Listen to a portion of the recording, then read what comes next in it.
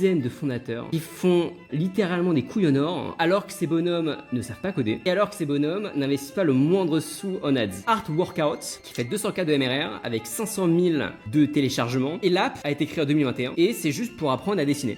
Point final.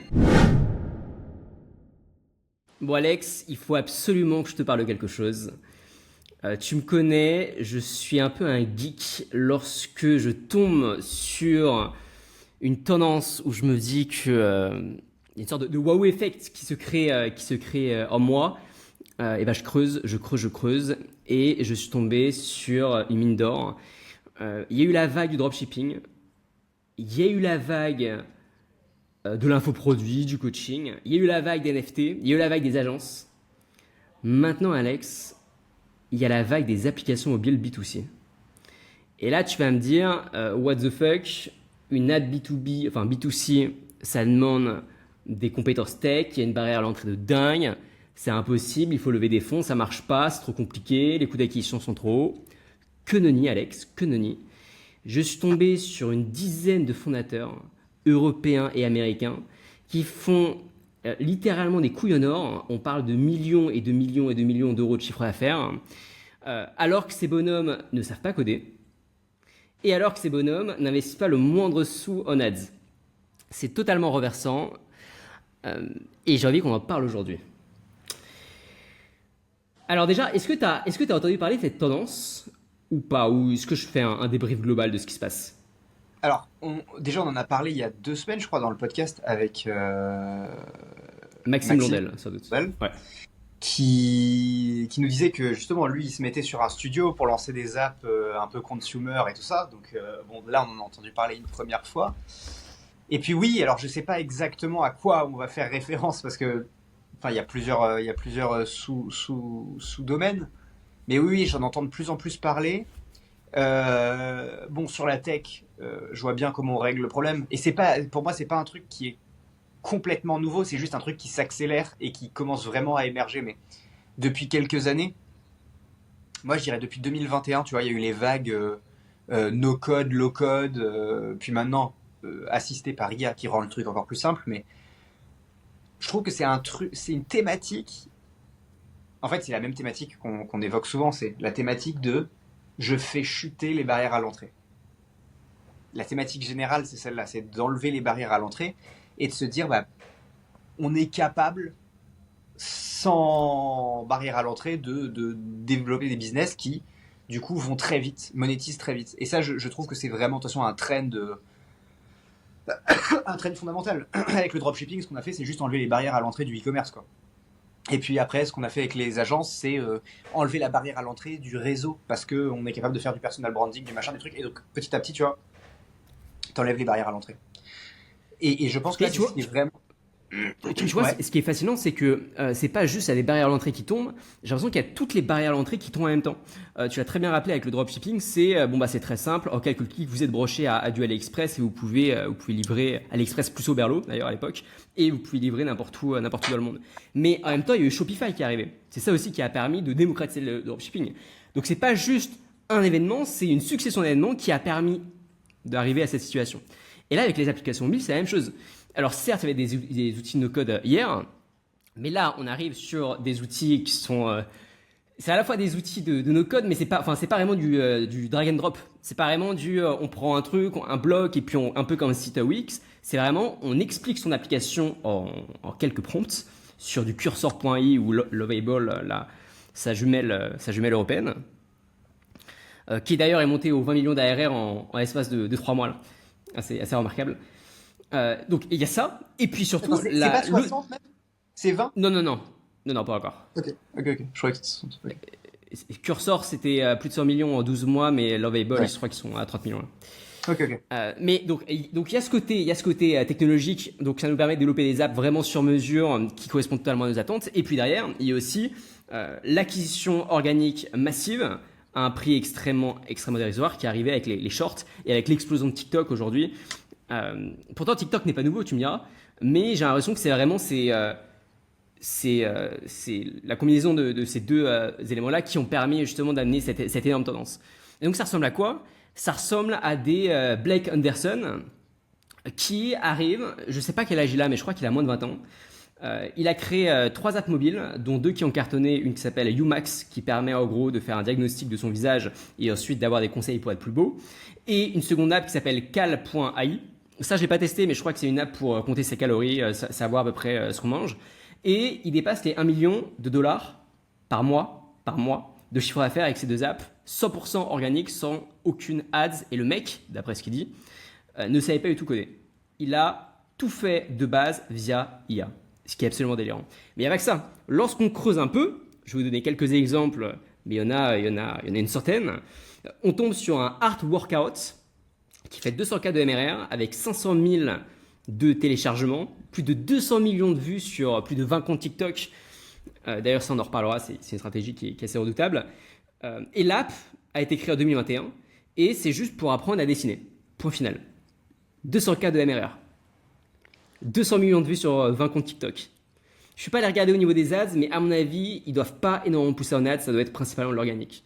On a aussi du Abide, qui est en gros une sorte d'application de Bible un peu à l'ancienne, qui fait plus de 120 000 balles par mois, 120 000 de MRR, c'est du dollar pour le coup, et plus de 40 000 de téléchargements, et eux, ils sont à plus de 36 millions de vues uniquement sur un seul compte.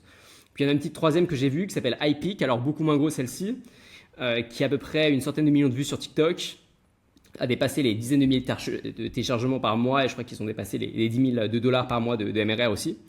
Et à chaque fois, c'est exactement le même playbook. Le point commun, c'est une app utilitaire, développée et développable d'ailleurs très facilement via IA, que l'on pousse ensuite via du contenu organique en masse, avec des centaines de millions de vues, principalement sur les TikTok d'ailleurs. À chaque fois, c'est, je sais pas trop pourquoi d'ailleurs, peut-être dans les commentaires s'il y a des personnes qui sont spécialisées là-dessus, mais pourquoi est-ce qu'on voit ce type de success story notamment sur TikTok et un peu moins sur Instagram? J'ai l'impression que Instagram c'est plus fait pour développer de la relation et donc ça va être les comptes principaux de ces applications mobiles qui se développent là-bas.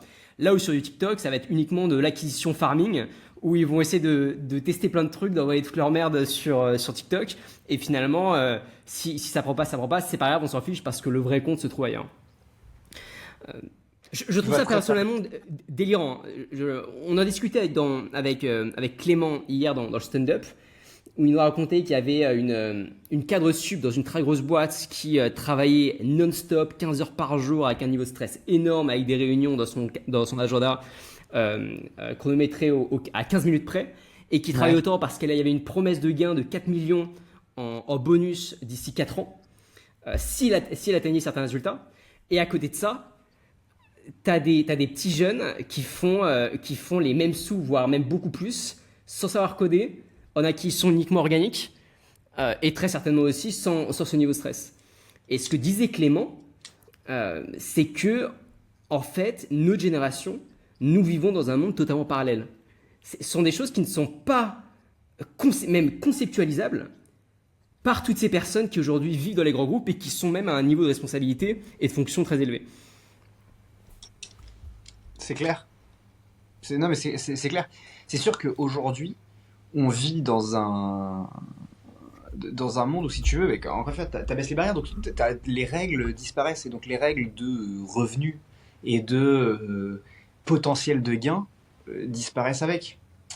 Maintenant, la question, et je pense que c'est ça que nos auditeurs se posent comme question, c'est de se dire comment concrètement, tu vois, ça fonctionne, et c'est quoi le playbook et la strat. Parce que je pense, par contre, qu'on ne montre que les gros gains, tu vois.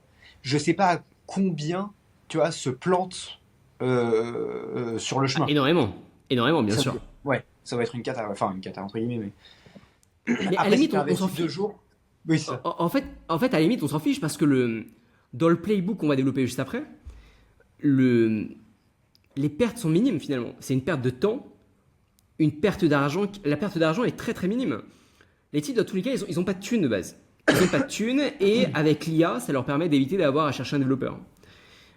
Et avec l'acquisition organique, ça leur permet d'éviter d'avoir payé des milliers d'euros les ads. La seule chose qui différencie finalement, c'est à quel point est-ce qu'on va accepter d'échouer souvent. et en termes d'années aussi. Il y a des personnes qui y arrivent plus souvent, il y a des personnes qui, y arrivent, qui itèrent plus rapidement et donc qui y arrivent plus rapidement. Je crois que Blake a échoué 7 fois, mais de manière extrêmement... à chaque fois, tous ces échecs étaient se suivaient à chaque fois. Donc je crois que ça lui a permis derrière de trouver la bonne formule assez rapidement. Parce qu'en fait, on est sur un bail comme à l'époque du dropshipping, de produits gagnants en fait. C'est exactement ça. En fait, non, même encore plus fort. Encore plus fort. J'ai l'impression qu'on est sur un bail de format gagnant, de format TikTok gagnant. Et c'est drôle, hein. J'ai l'impression qu'en fait, aujourd'hui, c'est pas tant le produit, pour ce type d'app, j'entends, hein. J'ai l'impression que c'est pas tant le produit, mais c'est plus à quel point est-ce que les gens sont, les personnes qui lancent ça, les entrepreneurs, sont bons en acquisition, et donc à quel point ils vont arriver à trouver la bonne formule. Parce que toutes les apps que je viens de décrire, putain, mais en une semaine, n'importe qui peut la refaire. Là où il y a 5 ans, 6 ans, mais mec, c'est 2 mois, 3 mois de travail avant de sortir une seule app, tu vois. Mais mec, mais plus que ça. Moi j'ai vécu une période où c'était quasiment entre 6 et 9 mois, quasiment un an, dans le pire des cas, de développement pour une app, si c'était compliqué. Bien sûr. Alors, Ouais. avec des V0 avant, peut-être, tu vois, des petites MVP machin, mais c'était très difficile. Déjà Hmm. avec le no-code et tout, on est passé tu vois, à un mois et demi pour, tu vois, avoir un truc qui commence à tenir la route. Là, oui, en une semaine, t'en lances deux, ouais. Et donc, je pense que. Et je vais citer d'autres types d'applications mobiles, hein, mais je pense qu'aujourd'hui, c'est pas tant. Encore une fois, si on cherche le quick win, ok, on n'est pas là dans la réflexion pour développer de next startup, de next big shit en termes de startup qui va valoir un milliard.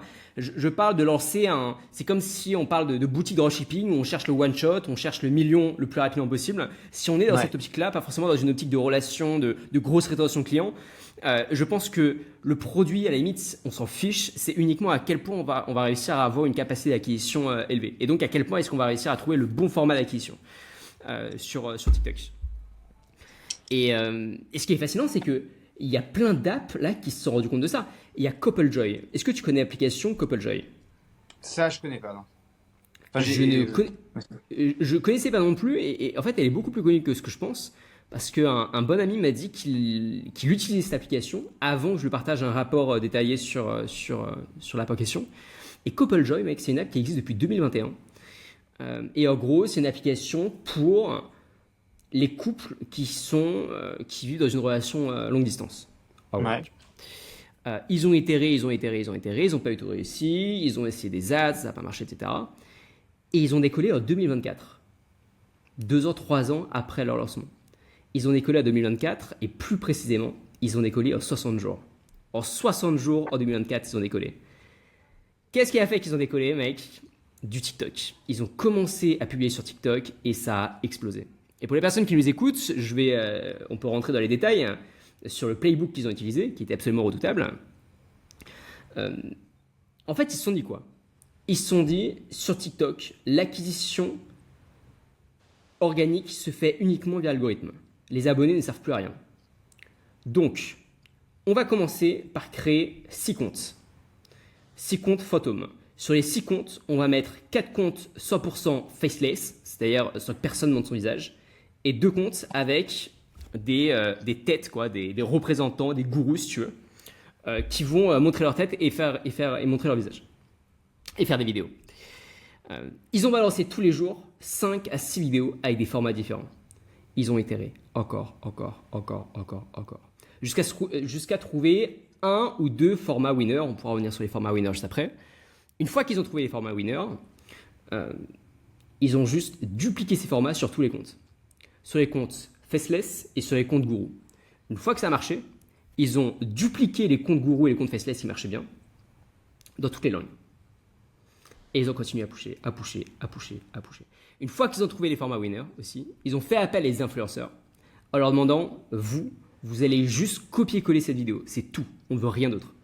Vous montrez cette vidéo, ce format à vos abonnés et comme ça va enclencher le circuit de la viralité. Et ça a décollé. Putain. Et en fait, moi, pour connaître un peu quand même le sujet TikTok, on va dire d'avant, nous, si tu veux, par exemple, chez Horus, ça avait déjà marché grâce à ça. Utiliser, tu vois, des vidéos qui étaient de qualité très moyenne pour faire de l'awareness, pour ramener du monde et convertir. Alors c'était une agence, donc c'est un peu moins clair et facile que ce qu'on vient d'évoquer quand même. Mais globalement, le playbook était trouver des formats gagnants qui en fait étaient uniquement formats gagnants TikTok. Le but c'était juste qu'il y ait beaucoup de vues. Et avec ce beaucoup de vues, quand tu es en face à face, t'agrèges de la confiance, mais ça c'est autre chose, tu vois, c'est plus pour dire, bah, on connaît les algos, on sait comment ça fonctionne. Et deux, tu te fais remarquer évidemment, puisque bah, quand tu fais beaucoup de vues, les gens regardent ce que tu fais, et puis ils te contactent. Peu importe ce que tu fais d'ailleurs, enfin, tu trouveras toujours des mecs pour te contacter. Et c'est un truc qui marchait, mais nous c'était, comment dire, c'était un métier d'artisan. C'est-à-dire que tous les jours, au plus haut du plus haut, tu vois, on publiait 2 ou 3 vidéos, mais qu'on tournait nous-mêmes. C'est-à-dire que le jeu, c'était quoi? C'était de la copie, en fait. C'était, tu regardais ce qui se passait aux États-Unis, tu copiais les top créateurs, enfin, tu réadaptais si ça n'avait pas de sens en France, mais tu avais capté, enfin, très vite, tu captes le truc. Et en effet, on avait des réunions pour se dire, ok, qu'est-ce qui fonctionne, tu vois, comme type de contenu. Enfin, moi, je me souviens avec Benoît, le nombre de soirées qu'on a passé à se dire, ok, est-ce que ça fonctionne? Ah, ça a l'air de fonctionner mieux. Ah, ça pourrait fonctionner pour toi, parce qu'il y avait des légères différences entre tu vois, ce qu'on essaie de faire et tout ça. Et dès on se rendait compte d'un truc, dès qu'on voulait faire une vidéo qui était vraiment nous, tu vois, où on voulait parler d'un sujet qui nous tient à cœur et tout ça, Ça marchait ça pas. marchait pas. Enfin, où tu avais un dixième. Alors, au plus haut du plus haut, ça marchait un peu parce que quand tu avais, tu vois, 3 millions de vues sur ta vidéo de la veille, oui, forcément, tu allais faire 20, 30, 40, 50 000 vues sur une vidéo, ne serait-ce que normale, entre guillemets. Euh, Là, ça fait un moment que j'ai pas publié, donc je sais pas exactement comment ça se passe, mais je vois qu'il y a toujours des mecs qui arrivent à faire des scores complètement délirants. Mais en fait, là, aujourd'hui, ils le font en version Indus, quoi. C'est-à-dire que Et tous les contenus 100%. dont tu me parles là, c'est que des contenus IA. Non, Même pas que. Non, pas que, Non, ok. non, non, non. La plupart de ces contenus-là sont pas contenus IA, justement. Euh, Ah ouais, ok. en fait, c'est ça qui est hyper intéressant. Et c'est ça aussi qui va être. Je me demande comment ça va se passer dans les prochaines années à ce niveau-là. Euh, alors déjà, c'est 100% industriel. Et c'est ça qui est hyper intéressant, et on le disait juste avant, ça va pas être du contenu de relation. Ça va pas être du contenu de on crée une relation forte ensemble et dans un an on est les meilleurs amis du monde. Ça va être du contenu pour compte poubelle. Et d'ailleurs c'est pour ça que la plupart de ces stratégies-là se font en dehors des comptes principaux. Ils ont leur compte principal où ils publient un peu de manière légère et tout le contenu où ils ont farmé l'acquisition c'est que sur des comptes fantômes à chaque fois. Donc ils essaient quand même de garder le vending. Mais c'est industriel, mais vachement industriel. Hein. Industriel au point où certaines stratégies, Jenny.i d'ailleurs, c'est pas une application, mais c'est un SaaS. Eux, ce qu'ils ont fait, c'est qu'ils sont allés voir les influenceurs, ils leur ont dit, écoutez, voilà, vous êtes trop cher pour nous parce que vous avez déjà 1 million d'abonnés. Par contre, nous, ce qui peut nous intéresser, c'est que vous recréez un nouveau compte, spécialement pour Jenny.i, et vous allez juste nous créer 5 vidéos. Comme, eh bien, on va pas bénéficier de vos 1 million d'abonnés, ça va être beaucoup moins cher. Mais par contre, ce qui va être trop cool, c'est que comme c'est une plateforme algorithmique, comme les personnes ils connaissent votre tête, et bien immédiatement, l'algorithme de TikTok va adapter, enfin va référencer les vidéos de l'influenceur en question auprès de ses abonnés. Et donc, ils bénéficient de l'exposition de l'influenceur sans payer le prix qu'ils auraient payé s'ils avaient été affichés sur leur compte principal. Et ils ont envoyé Mais comme ça du jus, du jus, du jus, du jus. pour démarrer, parce que tu dis les mecs qui se lancent quasiment sans thune, parce que là, bon, t'as quand même des coûts qui sont liés. C'est-à-dire que pour démarrer, par contre, on est déjà d'accord qu'ils ouvrent un compte de zéro, un Ouais, compte poubelle, zéro. voilà. Ouais. Et comment ils produisent le contenu? Parce que produire 6 vidéos par jour quand t'as autre chose à faire, alors tu me diras, t'as peut-être pas autre chose à faire, parce Mais, que mais, justement, si mais, ton app, tu l'as développé par IA et que mais t'as plus mec, rien à c'est maintenir. c'est très rapide, hein. C'est des vidéos qui durent 10 secondes. Le plus long, c'est uniquement le sourcing. Le plus long, c'est d'aller regarder tous les concurrents, et même tous les concurrents qui sont dans d'autres industries, et d'aller juste remarquer les formats qui cartonnent, et après tu changes les mots. Tu fais la même chose, mais tu changes les mots. Les vidéos qui cartonnent, et pas forcément que dans les applications mobiles, hein, mais les vidéos qui cartonnent sur, par exemple pour The Hustle, Morning Brew, sur l'industrie des médias qu'on connaît bien, c'est des vidéos qui durent 20 secondes, où les personnes ils disent mon patron pense que je suis intelligent, c'est faux, il ne sait juste pas que je lis The Hustle tous les matins. Point final. Point final, mec. Il n'y a pas de post-prod, c'est juste une personne lambda qui fait avec sa webcam dégueulasse ou son téléphone horrible, un micro qui fonctionne à moitié.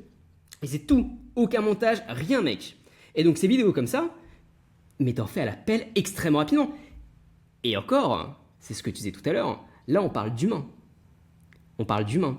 Ce qui est en train d'arriver de plus en plus, c'est des vidéos, donc exactement le même format, mais 100% fait par l'IA. Parce qu'en fait, il y a plein de vidéos qui cartonnent où la personne, l'humain qui est sur la vidéo ne parle pas. Donc c'est des vidéos où l'humain fait quelque chose, il y a un petit texte, et ensuite on peut avoir un enchaînement, un défilement de l'application ou du produit en question. Un format qui a bien marché pour Copplejoy, c'est un format où on voit une femme qui est hyper contente et qui dit ça y est, je vais enfin pouvoir retrouver la personne, l'amour de ma vie, etc. Donc ça dure 5 secondes avec un texte, la femme parle pas du tout. Et ensuite, les 10 secondes qui suivent, c'est juste un enregistrement d'écran où on voit la feature de l'app en question avec un widget qui montre le temps restant avant que le couple se retrouve. C'est tout mec, c'est tout, point final. Et ça, l'IA peut le faire à balle pour un prix absolument dérisoire. Et pour les personnes qui nous écoutent, je vais vous donner quelques applications qui sont top pour ça. Il y a Real Farm, donc REEL.farm. Donc ça te crée des TikTok UGC en illimité, 100% IA, image plus texte. Donc c'est absolument incroyable parce que on disait tout à l'heure que finalement c'est un game de format, il faut vachement A/B tester au niveau du format. Bon bah quoi de mieux que juste l'IA qui produit à l'appel du texte, qui ensuite est propulsé immédiatement de manière automatique sur des comptes fantômes. Il n'y a plus aucune limite, quoi. Tu peux, tout comme aujourd'hui il y a des personnes, et Thibaut nous le disait, qui peuvent produire 2000 articles de blog par jour. Bon voilà, potentiellement il y aurait un monde où avec tous ces outils-là, si TikTok ne bloque pas, on pourrait avoir 100 comptes qui publient chacun 10 vidéos avec à chaque fois 10 textes, 10 images, 10 formats différents pour trouver le bon hook et le bon angle de vente. Il y a aussi arcades.ai qui fait un peu la même chose que Real Farm. Alors je vais te dire de suite, mais c'est pas très cher. Hein. Ouais, c'est ça. À titre de comparaison, une vidéo GC par un humain, c'est 200. Il y a une personne que j'ai rencontrée il y a quelques semaines à Chiang Mai qui me disait que c'était 500 euros. Elle était influenceuse UGC justement. Elle disait que c'était 500 euros. Ça me paraissait pas mal. Mais à l'époque, quand encore une fois, à l'époque, quand il y avait des sponsors, j'en ai fait quelques-unes et mes associés, enfin, on en fait beaucoup plus que moi. Moi, j'en avais fait quelques-unes. On parlait d'un minimum, c'était 500 balles. Et jusqu'à 1200 au plus haut. Ouais. Mais attends, toi c'était des UGC sur le compte des marques ou alors c'était une vidéo sur ton propre compte? Non, c'était une vidéo sur mon propre compte. Ok. C'est un poil différent. UGC, c'est vraiment on simule le client et on publie sur le compte de la marque en question. Ouais, non mais t'as raison. Mais là, en gros, on me disait, on est sur le 150 à 500 euros la vidéo UGC. Et donc là, sur Real Farm, mec, pour 95 balles par mois, t'as 150 vidéos. 150 vidéos, avec plus de 50 UGC avatars. Donc en gros, pour 1000 balles, si tu prends 10 comptes différents, t'as potentiellement 1500 vidéos que tu peux push tous les mois, avec des formats différents, des angles différents, sur des comptes différents, pour une seule et même app. Enfin, je veux dire, tu peux vachement industrialiser le process. Donc imagine un process, et d'ailleurs c'est ce que certaines personnes font aujourd'hui, où en fait ils industrialisent la création d'app, et on connaît des personnes, toi et moi, qui faisons aujourd'hui des apps en quelques jours, quelques semaines, littéralement publiées sur Apple Store. On parle ici d'apps utilitaires, c'est des apps pour voir si on n'a pas reçu un scam, si le message qu'on a reçu c'est pas un scam. Une app pour on montre avec l'appareil photo un monument et immédiatement l'application nous raconte l'histoire de ce monument. Ce type d'app utilitaire-là qui sont assez faciles à faire. Donc tu industrialises la chose. Après tu industrialises du côté de l'UGC. Ça peut être assez redoutable. Ça peut être vachement redoutable. C'est clair. Et est-ce que tu veux rebondir dessus ou pas? Sinon on peut on peut rentrer un peu plus dans le playbook. Non, vas-y, attaque le playbook parce que c'est là que ça devient intéressant. Mais non, sinon on fait le même constat, on est entièrement d'accord. Non, vas-y, attaque le playbook, je t'en prie. On avait déjà un peu commencé à le faire, mais en gros, déjà, Copplejoy, je vous encourage vachement à aller regarder ce qu'ils font. Et ce qui est vraiment passionnant, c'est d'aller trouver leur compte fantôme. vous avez leur compte principal et puis c'est très simple, vous faites juste hashtag CoupleJoy dans la recherche TikTok et vous allez tomber sur toutes les vidéos qui ont publié du contenu autour de CoupleJoy. Donc vous allez trouver des vidéos d'influenceurs. Ça peut être d'ailleurs très intéressant d'aller contacter ces influenceurs pour après leur proposer des deals si vous avez une app plus ou moins similaire. Mais vous allez aussi tomber sur des comptes qui sont littéralement des comptes poubelles qui ne servent qu'à tester des formats et à faire en sorte de ramener de l'acquisition. Donc c'est très intéressant d'aller identifier tous ces comptes, de les mettre dans un tableau. Vous allez avoir le tableau des influenceurs pour savoir qui push. Et ensuite, vous allez avoir le tableau des comptes poubelles. Et ensuite, sur le tableau des comptes poubelles, vous allez pouvoir identifier les formats qui marchent le mieux. Et derrière, avec ces formats-là, vous allez pouvoir vous en inspirer pour votre propre application mobile, SaaS ou autre, même si l'industrie et la niche peut être un peu différente. Donc le process, c'est exactement le même à chaque fois. C'est vous bombardez de formats différents, vous trouvez le format winner, et une fois que vous chopez le bon format, juste vous répliquez à l'infini ce format-là, mais en changeant l'angle à chaque fois. Vous changez l'angle, vous changez l'angle. Et après, vous pouvez également pousser vachement avec les influenceurs. Pour CoupleJoy, il y avait un format winner qui était le jeu de 3 questions pour. En gros, comme c'est une application de relations à distance, c'était un format faceless, donc sans visage, avec écrit 3 questions pour savoir si on connaît vraiment la personne avec qui on est. Et donc forcément, ce qui est génial avec ce format-là, c'est que tu as envie de connaître les 3 questions pour après les poser. Et surtout, tu as envie de partager la vidéo. Et donc ça crée du farming d'engagement, si tu veux, qui permet à la vidéo d'exploser. Et donc ça, c'est un des formats qui a permis de décoller. Et le second format qui a très bien marché, d'ailleurs, que j'ai expliqué tout à l'heure, c'est le format avec une accroche sexuelle. Par exemple, eux, ce qu'ils mettaient, c'était je viens de trouver une application pour ma relation à distance, ou je n'en reviens pas d'avoir trouvé ce widget d'écran de verrouillage qui permet justement en lien avec les relations à distance. Donc, un écran avec ces écritures-là, et juste, on voit généralement, ça va être une femme assez jeune, je dirais entre 18 et 25 ans, qui est toute contente. Donc ça dure 5 secondes. Et puis après, bam, c'est juste un enregistrement de l'écran où on voit une feature très spécifique de l'app qui répond justement qui répond à l'accroche sexuelle. Donc ça, ils ont testé beaucoup de formats avant d'arriver à ça. Et une fois qu'ils ont trouvé ces formats-là, sur tous les comptes poubelles, ils ont balancé du contenu autour de ça. Sur tous les comptes poubelles, mais des différentes langues, ils ont continué à balancer avec ce format-là. Au niveau des influenceurs, c'est la même chose. Ils n'ont pas arrêté.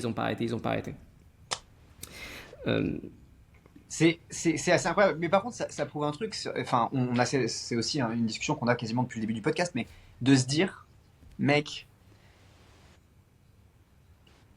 cette chute de barrière à l'entrée, cette facilité pour attirer des revenus très importants, change complètement la manière dont est monté l'écosystème startup. Je te donne un exemple.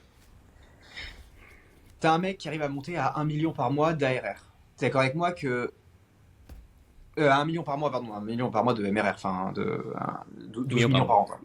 Ouais. T'es d'accord avec moi que là-dessus, t'as quasiment aucune charge. Allez, soyons fous, t'as 200 000 de charge, t'as plus de développeurs, on est d'accord, hein, juste, mais t'as plus de développeurs, t'as pas spécialement de fonction support, ça te saoule, donc tu payes un mec au marketing, tu payes les quelques outils, mais tu m'as donné les prix, même si ils font ça à grande échelle, tu multiplies par 10, mais ça change l'Apple rien. Store aussi, les 30%. Ouais. Oui, t'as les 30% de l'Apple Store, je suis d'accord. Disons qu'ils font 1 million de net après Apple Store, après TVA. Okay. Ce qui est peut-être pas le cas, mais juste pour donner une idée. Ça implique que tu n'as absolument plus besoin de financement supplémentaire et tu peux derrière transformer ça en n'importe quelle, je mets entre guillemets, mais vraie boîte.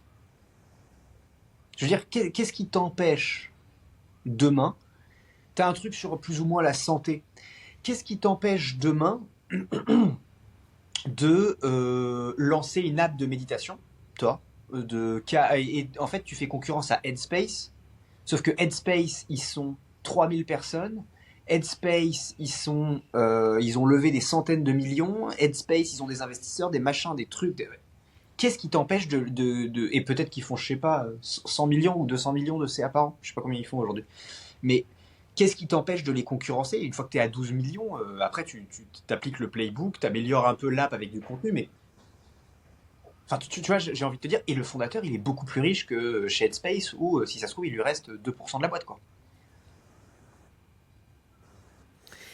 J'allais te répondre que Headspace pouvait dépenser beaucoup plus pour acquérir un client, mais du coup, bah, les autres dépensent 0 €, donc ça ne marche Ah, plus. mais c'est ça. Ouais, En fait, c'est un ouais. mauvais calcul, c'est de dire, ouais, mais je m'en fous, je peux acquérir qui je veux, j'ai 100 millions. Ouais, mais dans ta rentabilité, tes 100 millions, tu les as cramés. En fait, j'ai envie de te dire, c'est pas un exploit. L'exploit, c'est de les attirer à zéro ou à presque zéro. Et en Dis-toi fait, je que trouve que ça vivre. rebat complètement les cartes. Tu sais, un jour, on avait eu une discussion où on s'était dit, et je sais plus, il y avait un invité aussi qui nous l'avait reconfirmé, mais la plupart des fondateurs de start-up alors je crois qu'ils faisaient référence à l'écosystème français, mais même ceux qui ont des très grosses boîtes repartent avec pas grand-chose. Et pour en connaître certains, je peux confirmer que entre les valos qui sont allés chercher et la réalité de ce qui reste à la fin dans la poche, c'est même quand c'est des super fondateurs et qui s'en sortent, bah, il y a un énorme gap. J'ai eu le cas sur un pote il y a quelques semaines. Et là, t'as pas d'investisseur, donc t'as pas de clause, t'as pas de truc. Si le mec il a envie de se mettre 200 000 tous les mois dans la poche, et au bout de quelques années, le type est immensément riche. Et en plus, comme il y a un énorme cash flow, il peut revendre avec une très grosse valorisation. Et là où on aurait pu dire sur certains business, c'est très lié à des influenceurs qui génèrent beaucoup d'argent, mais si le mec se barre, ça vaut plus rien. Là, on s'en fout, c'est 90% géré par IA, donc le business il aura la même valeur avec ou sans le fondateur. Zéro sujet.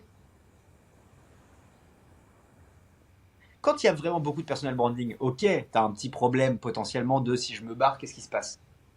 Mais là, avec des comptes faceless pour 80%, En fait, le seul bémol de ces strats, c'est que tu ne maîtrises pas réellement l'acquisition. C'est-à-dire que tu es quand même hyper dépendant des algos et que pour l'avoir connu tous les deux, tu peux faire des millions de vues un jour et puis tomber à des centaines de vues le lendemain.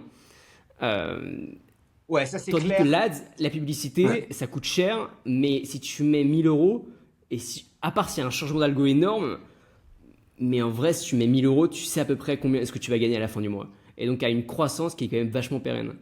Donc, ça peut être, c'est pour ça que tout à l'heure, on parlait de cette similarité avec le dropshipping et avec les produits uniques au dropshipping. C'est que je vois ça un peu comme des one-shots. Attention, c'est des one-shots. Certains produits au dropshipping ont pu donner des marques valorisées d'ailleurs, je crois, plus d'1 milliard. Je Genre pense au Gymshark. créateur, genre Gymshark ou le créateur de ZOD. Donc eux, ils ont tous commencé en dropshipping. Donc je pense qu'on va avoir des applications mobiles qui vont ensuite se transformer en mastodonte. Euh, mais je vois ça personnellement, peut-être que je me trompe, mais je vois ça comme une tendance, une sorte de course qu'il faut prendre en ce moment, d'opportunité.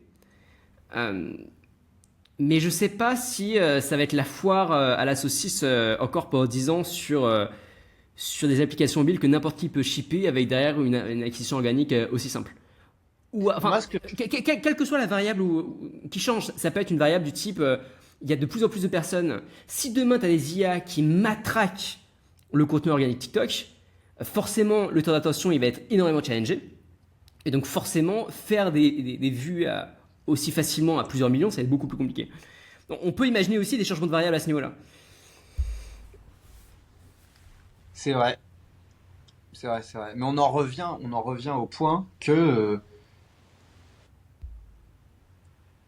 quelque part, ceux qui sont vraiment protégés, c'est ceux qui ont une acquisition pérenne dans le temps et alors ce qu'on a appelé au début une communauté, après on l'appelle comme on veut, mais des gens à qui ils peuvent s'adresser.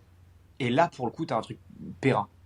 Ouais. Mais en effet, si tu les as farmés comme un gros porc sur TikTok avec du contenu généré par IA, pas sûr qu'ils soient hyper fidèles. C'est surprenant même. C'est Je suis même absolument sûr que. surprenant. Mais justement, moi je pense que c'est exactement la strat que je ferais. Là, si je vais faire une application mobile, euh, je ferai la start gros bourré initialement. Je farmerai l'acquisition organique sur des comptes poubelles. Et à côté de ça, j'essaierai de développer la relation sur un compte Instagram beaucoup plus clean, avec une vraie relation. Pourquoi pas d'ailleurs faire une sorte de billing public. Je pense que d'ailleurs, c'est des stratégies qui. On a l'impression que c'est deux mondes différents, alors que je pense qu'elle peut être super complémentaire. Imagine une marque où en fait, euh, toute la relation se fait autour du fondateur. Il y a un compte fondateur, un compte marque. Le compte fondateur et le compte marque, ils republient à chaque fois leurs posts et c'est que des posts du type bin public. On crée une relation forte. Ouais. Regardez, il y a de l'humain derrière. Je vous montre comment c'est dur. Je vous montre les coulisses, les backstage, les nouvelles features. Regardez, c'est chouette. Et à côté de ça, une infinité de comptes poubelles à côté où là, c'est juste du matraquage d'acquisition, du matraquage d'acquisition, du matraquage d'acquisition. Je pense que je ferais comme ça.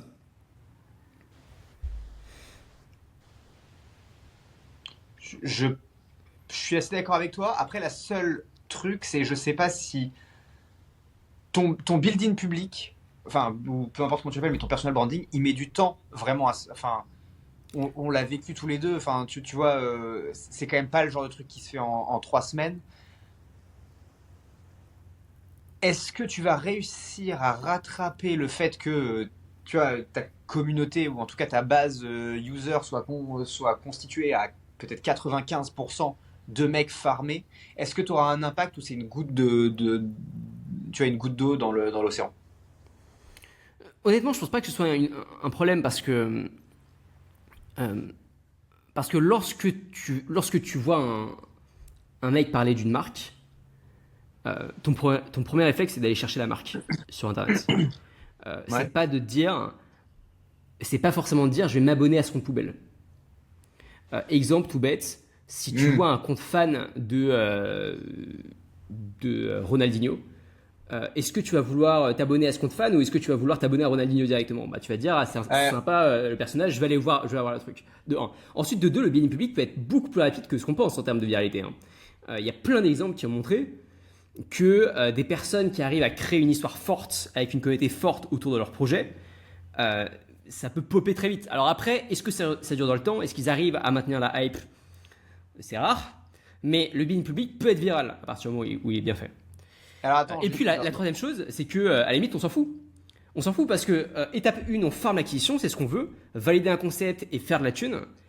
Et étape 2, on veut pérenniser la chose en créant une relation forte. Donc à la limite, ça arrive que dans l'étape 2, une fois que le plus dur a été fait, c'est-à-dire faire de la thune et montrer qu'on peut croître rapidement. Après mec, si on est solo et qu'on fait 200K par mois, en profit.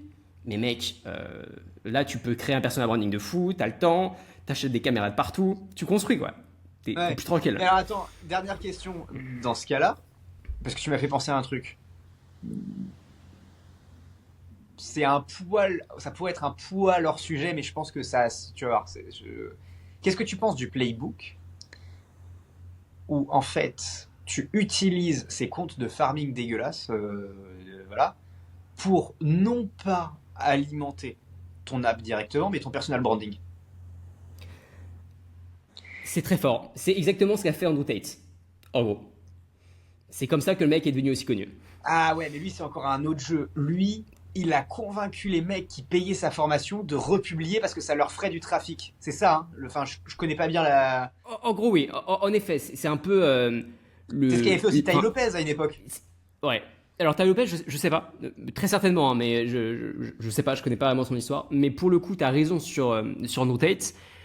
L'intérêt initialement, c'était de dire vous allez gagner des sous. Comment vous allez gagner des sous? C'est via l'affiliation. Et puisque moi, je suis viral, vous allez juste republier mes vidéos. Comme ça, derrière, les gens vont être redirigés vers mon programme payant, mon abonnement à la communauté qui coûtait 49 € par mois, je crois, 49 $. Et derrière, vous allez vous faire de l'affiliation. Mais ce qui s'est réellement passé, c'est que le mec est devenu mondialement connu. Je crois que c'était la personne la plus recherchée sur Google au monde pendant quelques mois. Parce que tu avais une infinité de comptes poubelles qui parlaient de lui. Mais ça, mec, n'importe quel IA fait ce truc. Je veux dire, toi, demain, si on peut tous les deux créer 100 comptes où on va repartager toutes les plus grosses dingueries que tu as pu me dire en privé. Et ensuite, et on publie tout via IA sur ces 100 comptes. C'est le même effet. Hein. Et d'ailleurs, c'est ce qu'on fait aussi. Toutes les vidéos de rediffusion, on voit des Oussama Ammar parler sur des comptes poubelles. C'est ça. C'est des personnes qui se sont dit ok, on a besoin de vues. Comment est-ce qu'on crée des vues? On prend des personnes qui disent des dingueries et on crée une tonne de comptes poubelles et on fait de la republication totale. Et ça a été un business model d'ailleurs. Beaucoup de personnes ont fait un business model sur ça. Hein. Ouais, mais ça, c'était des gens qui étaient... tu sais, on en avait parlé un peu avec Manoa aussi. Ça, c'était souvent des gens un peu en externe qui après reprenaient pour faire leur propre bise. Là, moi, ce que je dis, c'est... ouais, tu tu le fais full paria, tu le contrôles toi-même. Bon, après, tu me diras, tu pourras jamais empêcher d'autres gens du coup de le reprendre et de faire la même chose, mais et quelque part, ça joue dans le jeu, donc c'est très bien. En Et fait, là, on vit. Ouais, pardon, ouais. vas-y. Est-ce que tu crées un personal branding qui a du sens? Ça, je sais pas, par contre. Mais pourquoi pas? Parce qu'en fait, ils te voient sur un compte poubelle, mais du coup, toi, quand ils arrivent sur ton compte, comme tu l'as très justement dit, ils viennent chercher qui tu es. Si ton contenu il est de qualité, ben en fait, tu fais que l'acquisition nécessaire, quoi. Non, mais en fait, c'est exactement ce qu'a fait Iman Gadzhi aussi. Iman Gadzhi, il avait plein de sous-comptes et même, il a même fait ça sur les chaînes YouTube, hein. Et aujourd'hui, il a un personal branding absolument incroyable. Absolument incroyable. Et il fait des couillonneurs comme ça, hein. Mais Ouais, en fait, lui. c'est un métier. C'est-à-dire que c'est les personnes qui regardent la chose, pas à la rigolade, où on va créer un compte. Non, ils ont des équipes dédiées à ça. Et donc, il y a un playbook très spécifique. C'est des professionnels. C'est leur métier de répliquer la chose. Donc, je pense que c'est pas quelque chose que n'importe qui peut répliquer en 2 secondes. Peut-être qu'on va arriver à ça avec toutes les automatisations, avec toutes les IA. Mais encore aujourd'hui, je pense que ça reste un métier de, ok, il faut des humains pour mettre les choses en place à minima. Et après, il faut des process très spécifiques. Mais à partir du moment où on prend la chose au sérieux, je pense que, en effet, n'importe qui a des idées un peu contrariantes, c'est-à-dire des idées qui pourraient devenir virales, euh, pourrait répliquer ce process. En effet, ouais. Mais parce que quelque part, ce qu'on disait sur les apps consumer, c'est un peu ça. C'est un peu des mecs dont c'est pas forcément le métier à la base, puisque les mecs ils alternent. En fait, c'est des chefs d'entreprise assez comment dire, assez généralistes. Le mec, il comprend, alors certes, c'est pas des développeurs, mais il comprend assez bien la tech pour comprendre ce qu'il y a besoin dans une appli. Il comprend assez bien le product puisqu'il faut le construire. Il comprend assez bien le marketing puisqu'il faut mettre cette stratégie de farming en place. Et puis ça reste une boîte. Quand tu fais 1 million, t'as quand même, tu dois comprendre un minimum la compta, le juridique, tu vois, deux trois conneries de base. Enfin, pour moi, c'est des chefs d'entreprise, c'est des entrepreneurs, tu vois, Pour complets. moi, mec, pour moi, c'est des personnes qui, à cet âge, dis-moi si je me trompe, mais c'est ma vision et c'est un peu la vision dans laquelle moi j'étais. C'est plus des personnes, ils se rendent pas compte de ce qu'ils font. Pour eux, c'est un jeu. Ils sont hyper habitués à TikTok, ils ont baigné là-dedans depuis tout le temps, ils connaissent parfaitement les codes. L'IA, ça les fait marrer. Développer des petits trucs parce qu'ils se rendent compte qu'en fait, en 2 prompts, ils arrivent à créer un tool pour apprendre à être plus beau, ça les fait marrer. Et donc, je pense qu'il n'y a, il y a même pas cette conscience de je suis chef d'entreprise. Il y a juste cette question de bah, je m'amuse, je m'amuse, je me rends pas du tout compte des conséquences. Je paye, si ça se trouve, même pas mes impôts. Et peut-être qu'ils savent même pas qu'il faut payer les impôts. Et moi, c'est un peu comme ça que je vois ce monde et je trouve ça grisant. Je trouve ça hyper excitant. C'est facile, c'est un jeu, c'est accessible, il y a plus de barrière à l'entrée maintenant. Je fais de l'argent, je sais même pas, je comprends même pas en fait. J'arrive même pas à réaliser que 1 million par mois en étant solo fondateur, en créant des apps mobiles, c'est extraordinaire. Extraordinaire.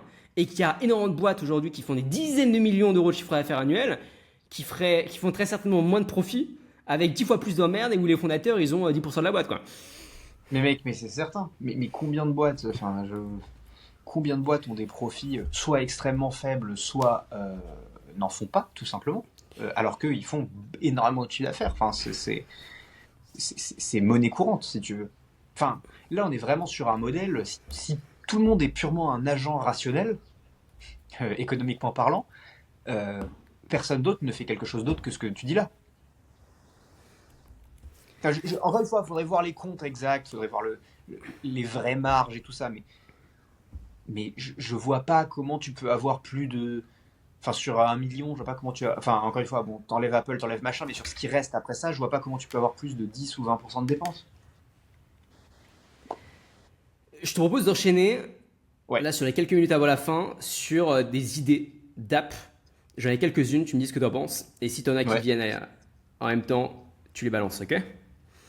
ouais, Euh, je sais pas si tu as remarqué, Duolingo en ce moment, bon déjà ça a décollé, hein, cette application elle marche hyper bien, mais ouais. surtout c'est plus une app pour apprendre à parler l'anglais ou à parler tout court, à parler espagnol, chinois. C'est une app, en fait ils sont partis de cette big idea là, et ensuite ils ont juste mis une tonne de gamification pour booster à fond la rétention. Pour moi c'est devenu un jeu vidéo. Duolingo c'est devenu un jeu vidéo où tu viens chercher ta dopamine, en gros. D'ailleurs, je connais personne qui a vraiment appris une langue sur Duolingo, personnellement, qui est sorti de là en étant bilingue. Mais ça cartonne parce que petit jeu vidéo, dopamine, ça marche bien, ça plaît. Imagine un Duolingo mélangé à une autre promesse. Lorsque tu regardes sur Google Trends, tu vois que be smarter ou how to be smarter, comment être plus intelligent, ça décolle. Imagine le Duolingo avec comme promesse devenez plus intelligent. D'un point de vue logique, améliorez-vous, soyez plus logique, etc. Ouais. Imagine un Duolingo niché sur on améliore sa mémoire. On va pas focus sur apprenez une nouvelle langue, mais on va vous focus sur vous allez muscler votre mémoire. Et ça, tu peux créer la même chose pour toutes les niches. Tu vois. C'est possible. C'est des trends qui marchent bien. C'est un concept Duolingo au niveau des features qui a prouvé que ça marchait. Je pense que c'est à la fois pas trop dur à répliquer et je pense qu'il y a un vrai besoin à régler, une vraie problématique et que ce format-là pourrait totalement convenir. Pause rapide pour vous parler du podcast que j'ai écouté cette semaine et qui m'a le plus intéressé. J'ai toujours été frustré de ne pas connaître la véritable histoire derrière les success stories, les personnes qui arrivent à passer de 0 à 400 000 euros de chiffre d'affaires mensuel. Et récemment, je suis tombé sur le podcast Brain et Bullshit. Pendant 58 minutes, ils expliquent juste leur framework, les étapes par lesquelles ils sont passés, les mindfucks qu'ils ont traversés. J'ai personnellement adoré. Si ça vous intéresse, vous avez juste à taper Brain et Bullshit dans YouTube. Et c'est la toute dernière vidéo qu'ils ont publiée. Fin de la pause, on reprend l'épisode. Je suis entièrement d'accord avec toi et je vais t'expliquer pourquoi je pense que c'est une idée brillante et je suis même sûr que ça marche parce que ça a déjà marché. Alors, moment où on passe pour des vieux, enfin où je vais passer pour un vieux. Quand j'étais gamin, je devais avoir 10-12 ans, il y avait une console qui marchait très bien déjà pour commencer, c'était la Nintendo DS. Donc tu sais, c'était une console à clapet comme ça. Ouais, Et en je me gros, souviens. en haut, t'avais un écran, pour ceux les plus jeunes qui nous écoutent, t'avais un écran fixe et en bas t'avais un écran tactile avec un petit crayon.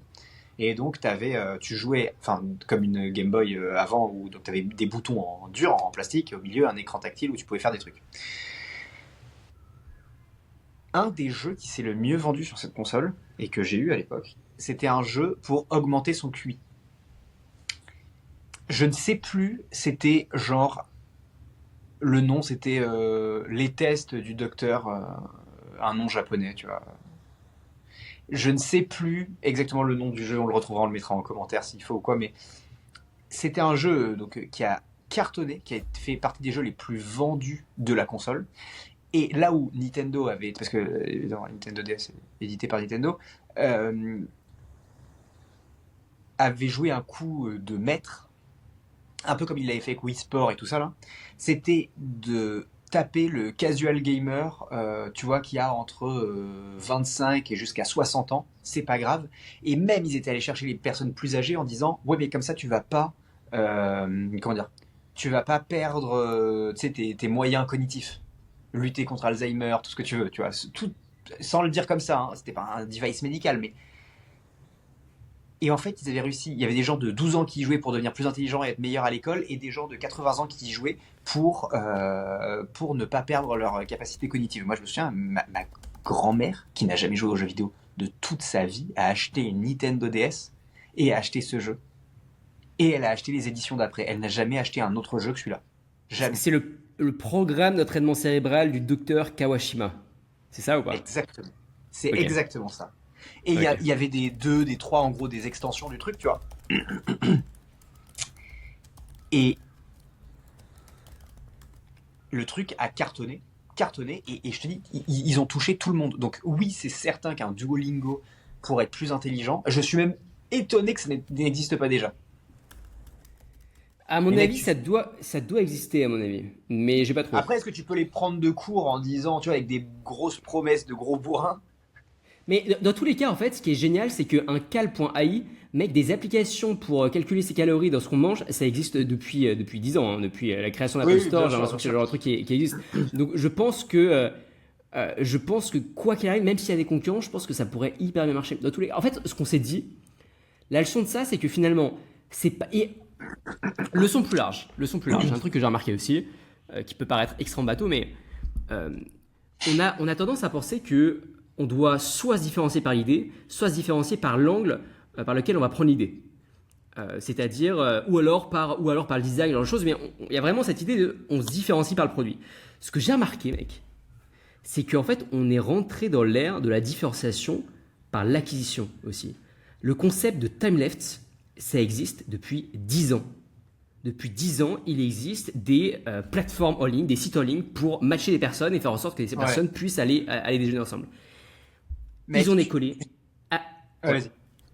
Juste pour te donner un truc, tu sais, je donne pas mal de cours en école de commerce et tout, et à chaque fois que je donne un cours, il y a toujours des gens qui, et c'est souvent des cours sur l'entrepreneuriat, et tu as toujours à la fin un petit test en mode, ah tiens, on va faire une idée d'entrepreneuriat, machin, on la propose, enfin un cours classique, voilà. Il n'y a pas une année où honnêtement, dans une classe, j'ai pas eu un, on se rencontre autour d'un dîner. Tous les ans. Tout le temps. Et jusqu'à l'an dernier ou l'année d'avant, je sais plus exactement, je disais toujours, ouais, mais ça, c'est un truc, ça marche jamais. En gros, je fermais la porte en mode, non, mais faites pas ça, c'est chiant, tout le monde le fait toujours et ça marche jamais. Parce que quand moi j'étais en études, il y a toujours un mec qui voulait lancer ça et j'en ai connu plein qui ont essayé de le lancer ensuite dans la vraie vie et ça a jamais marché, ça a patiné, l'acquisition c'est compliqué. Et là, t'as Time Left qui 10 ans après que ce soit une mauvaise idée pour tout le monde, donc t'es même plus théoriquement dans un bon timing, enfin tu vois, on n'est plus au début d'internet où t'avais des trucs qui explosaient dans tous les sens. Et t'as un mec qui, et je vais te laisser finir évidemment, mais qui sort le truc et comme quoi bah, il y a des fois des timings inattendus. Et je suis d'accord avec toi, je pense que c'est une question d'acquisition. Mais vas-y, je te laisse finir. Mais 100%, mais je pense qu'il y avait quand même des concepts qui marchaient. Alors peut-être pas au niveau de Time Left actuel, mais il y a quand même des concepts similaires qui marchent ailleurs. Mais en effet, Oui. c'est des bateaux, quoi. Et l'une des seules raisons pour laquelle ça a réellement marché, parce que finalement, j'allais dire, ça peut pas être le produit. Enfin, je veux dire, le produit, c'est juste les personnes qui se rencontrent. Donc, à moins que leur algorithme il soit absolument extraordinaire et ça fait matcher des personnes qui matchent parfaitement ensemble, peut-être, hein, mais à mon avis, c'est pas ça. Je pense juste qu'ils ont eu une visibilité phénoménale grâce à du Instagram, TikTok organique avec les influenceurs et aussi avec les ads où ils ont bien poussé en ads. Et donc, on parlait de Time Left, mais ça marche pour toutes les applications mobiles. Aujourd'hui, une application mobile de méditation au hasard qui cartonne en ads, mais vous pouvez faire la même chose et peut-être mieux cartonner juste parce que vous avez chopé un cas d'acquisition qui est différent. Et ça qui est dingue en fait, c'est que l'innovation aujourd'hui n'est plus uniquement dans le produit. J'ai l'impression qu'il y a des apps identiques qui cartonnent, des apps ou des projets identiques uniquement parce qu'en fait ils chopent une acquisition qui est différente. Et donc finalement la logique aujourd'hui c'est pas tant de se dire ah bah non c'est déjà fait, ça m'intéresse pas. Non, c'est plus de se dire ok, à quel point est-ce que c'est déjà fait sur toute la ligne. S'il y a une app qui cartonne en ads, putain mais balancez-la en organique. Faites la même chose, balancez-la en organique. En plus ça va toucher une cible qui est totalement différente et ça peut vraiment décoller. Et moi ça m'a donné l'idée là sur le truc de QI. Donc non seulement en application mobile, mais même en newsletter. Je me dis que ça peut être hyper intéressant d'avoir une newsletter avec ensuite un espace payant. On en rediscutera. On en rediscutera, ouais. Bonne idée. Je pense que ça peut être super intéressant, d'autant plus que c'est en tendance et que la population en plus a tendance à vachement vieillir. Et donc ça va être des problématiques qui vont de plus en plus se poser. Clairement. Sur une cible qui préfère aujourd'hui quand même de la newsletter à de l'application mobile. Intéressant. Moi, je pense, alors j'ai pas d'idée à proprement parler comme ça, tu vois, toute faite, mais je pense, moi, il y a un truc auquel je crois énormément. Alors, j'en ai deux, mais il y en a une première qui est tout ce qui tourne autour de la santé et de l'amélioration de soi. Et je pense qu'il y en a déjà des plein. Mais par contre, là où je suis certain, c'est que moi, quelques euros par mois, 5, 7, 10, enfin, même 20, tu vois, m'en fous. Je suis prêt à les payer pour, tu vois, par exemple, je te donne un exemple qui est très spécifique. Tu sais, moi je cours et il y a une app qui s'appelle Campus qui est lancée par un influenceur et ils n'ont pas du tout cette stratégie, c'est complètement l'inverse. C'est le mec qui fait toutes les vidéos, c'est des vidéos YouTube de 20, 30 minutes où il explique tout bien. Enfin, tu vois, c'est vraiment l'inverse de ce qu'on est en train de dire. C'est vraiment du giga quali en termes d'acquisition et du méga personnalisé. Il invite des guests qui sont top niveau, enfin voilà. Mais je suis à peu près sûr qu'il y a la même appli qui sort pour moins cher et qui est farmée avec plein de vidéos sur TikTok et Insta de mecs qui courent, si tu veux. Et tu dis, ouais, payer 3 euros par mois pour avoir tout, tu vois, pour faire votre semi-marathon en moins d'1h30. Mais mec, je suis sûr que tu vois, le running en ce moment, c'est complètement n'importe quoi en termes de dépenses. Mais débile. Je me, je me retrouve à acheter des pâtes de fruits spéciales parce que tu vois, la vitamine, je sais pas quoi à l'intérieur. C'est débile. C'est débile. T'as des pompes qui coûtent le prix de Berluti parce que, parce que je sais pas, parce que. Enfin bref, pour plein de raisons, mais pour pas se faire mal, les pompes pour courir un peu plus vite, les pompes pour. Enfin, tu vois, avec t'es obligé d'en acheter plusieurs paires. Enfin bref. Anyway, c'est un marché où il y a du fric, mais en dégueulé. Et où le panier moyen, en règle générale, les gens qui font ce sport-là, paradoxalement, puisque c'est un sport qui devrait coûter pas grand-chose, hein, on parle de sortir dehors et aller courir, enfin un truc qui existe depuis tout le temps, mais on a réussi à en faire un marché qui coûte extrêmement cher. Et ben, je suis persuadé que tu sors des apps sur le sujet, des plans d'entraînement, et tu les fais payer 3 euros par mois, et tu vois, tous les mois, tu as 2 plans d'entraînement supplémentaires. Mais mec, c'est un massacre, je pense. Mais tu sais. Et Ouais, vas-y. tout ce qui tourne autour de la santé, tu vois, par exemple, et du sport, je pense que c'est un massacre. Et ça m'a fait penser à deux choses. Déjà, de un, je pense que tout comme aujourd'hui, dans le marché de la formation, on a des formations qui sont ultra spécifiques de comment devenir un champion en haltérophilie. Je pense qu'on va avoir des applications, comme tu l'as très bien dit, qui vont être nichées, surtout vu la vitesse aujourd'hui de développement, qui vont être nichées sur une compétition spécifique. Par exemple, comment courir un semi-marathon. Une application uniquement pour les semi-marathons. Tu vois, de A à Z, les meilleurs parcours, les meilleurs sites, mais uniquement pour les semi-marathons, uniquement pour les marathons, uniquement pour les Ironman. Que des trucs comme ça. Tu vois, je pense des applications par compétition, je pense qu'on va en voir de plus en plus. Et pour revenir sur la santé, il y a une application là, qui a décollé récemment. C'est une application qui te donne l'âge de ta mort. Et en fait, c'est un peu dans le délire de Brian Johnson, un peu dans ce délire-là. Ça va prendre toutes tes métriques, ton âge, ça va prendre tout ça. Alors, je ne sais pas à quel point c'est fiable. Hein. Ça se trouve, c'est du gros mytho, ils le font au hasard. Mais ça cartonne en termes de visibilité sur les réseaux et je crois qu'ils ont dépassé les dizaines de milliers de dollars de MRR.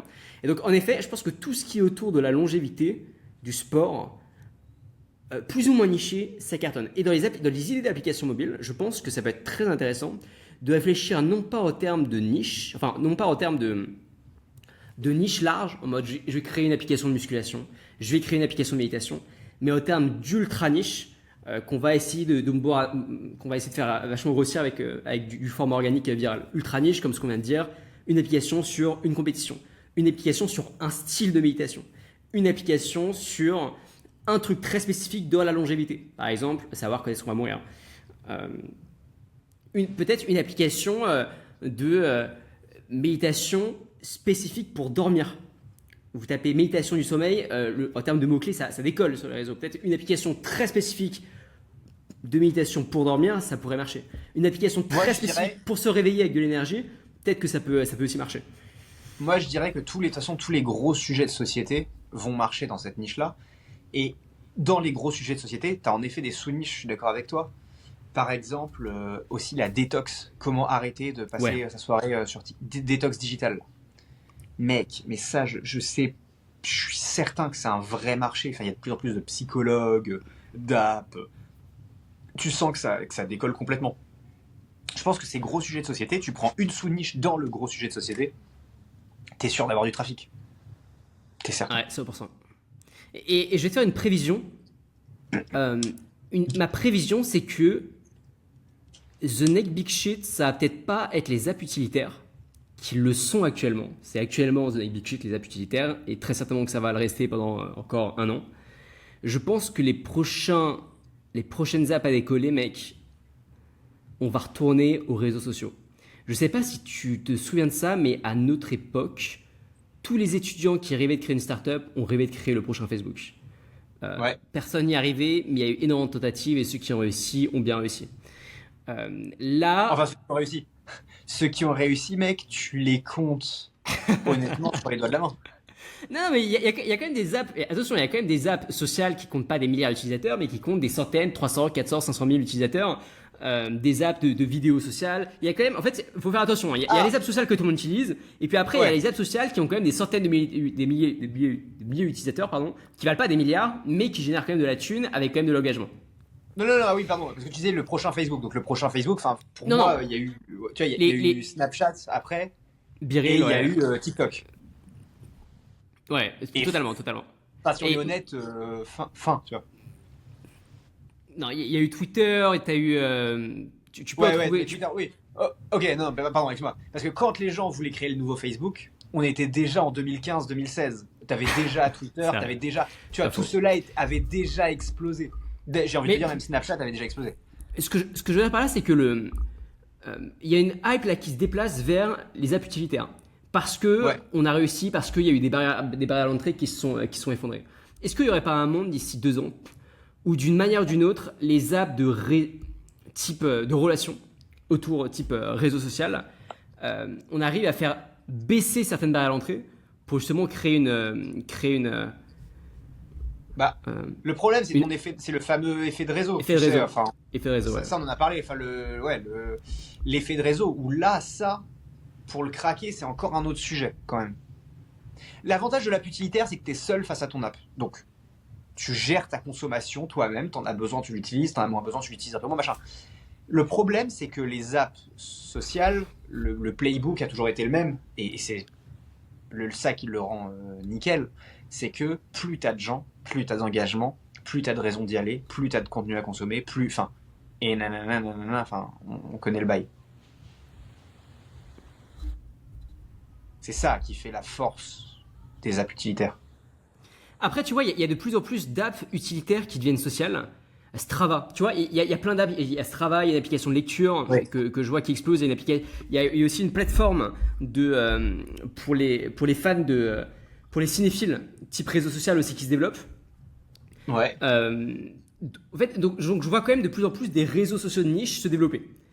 Euh, et je pense qu'on va en voir de plus en plus et que les personnes vont être de plus en plus attirées par des réseaux sociaux de niche que par les grosses plateformes. Surtout, si on fait le pari que d'ici 2 ans, 3 ans, 4 ans, toutes ces plateformes vont être inondées par l'IA. C'est déjà en train d'être le cas sur TikTok, sur Instagram, sur Twitter, il y a de plus en plus de bots.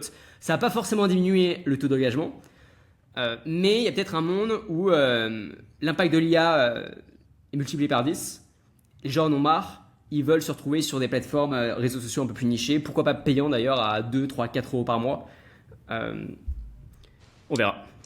C'est drôle que le réseau social pardon, payant, ça n'ait jamais marché. Ça n'ait jamais pris le vrai réseau social payant en mode tu veux y accéder, tu payes 5 € par mois. Bah, Timeleft, c'est un réseau social, ouais, mais Je veux c'est dire, un tu peu vois, ça, quoi. de la taille d'un Netflix ou d'un truc par abonnement. Il doit y avoir une raison quand même. Faudrait qu'on creuse un jour. Je pense que la raison, c'est l'effet de réseau, mec. T'as la barrière à l'entrée, donc t'arrives pas à avoir l'effet de Ouais, réseau nécessaire. ouais. C'est peut-être ça, t'as raison. Ok. Ok. Bon, bah écoutez, c'est tout, hein.